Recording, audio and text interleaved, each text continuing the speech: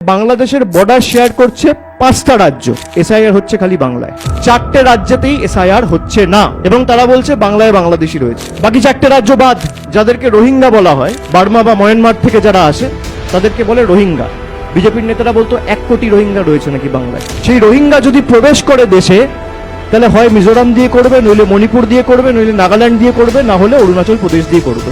4টে রাজ্যের মধ্যে একটা রাজ্য এসআইআর হচ্ছে না।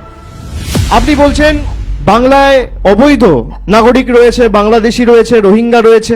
আমি আপনাদের খালি একবার ভারতবর্ষের ম্যাপটা দেখাই। এখানে যে রেড বর্ডারটা রয়েছে এবং সেখানে আপনারা দেখছেন মধ্যখানে হলুদ রঙের যে ম্যাপটা রয়েছে সেটা বাংলাদেশের ম্যাপ।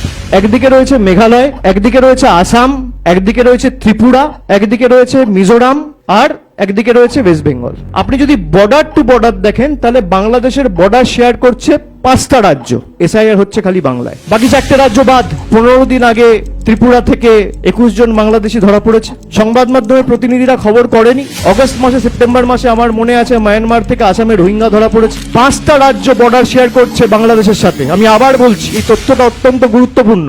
পশ্চিমবাংলার সাথে সাথে মেঘালয়, আসাম, ত্রিপুরা, মিজোরাম, 4টে রাজ্যতেই এসআইআর হচ্ছে না এবং তারা বলছে বাংলায় বাংলাদেশি রয়েছে। মায়ানমারের যে বর্ডার রয়েছে, 4টে স্টেট রয়েছে, যাদেরকে রোহিঙ্গা বলা হয়, বার্মা বা মায়ানমার থেকে যারা আসে তাদেরকে বলে রোহিঙ্গা। বিজেপির নেতারা বলতো 1 কোটি রোহিঙ্গা রয়েছে নাকি বাংলায়। মায়ানমার বেঙ্গলের সাথে বর্ডার শেয়ার করে না। তারা তো জানে না, দেশাত্মবোধের কথা বলে, দেশের ম্যাপটাও জানে না। এই হচ্ছে বিজেপি। তাহলে নির্বাচন কমিশনের উদ্দেশ্য, লক্ষ্য কি? আমার প্রশ্ন।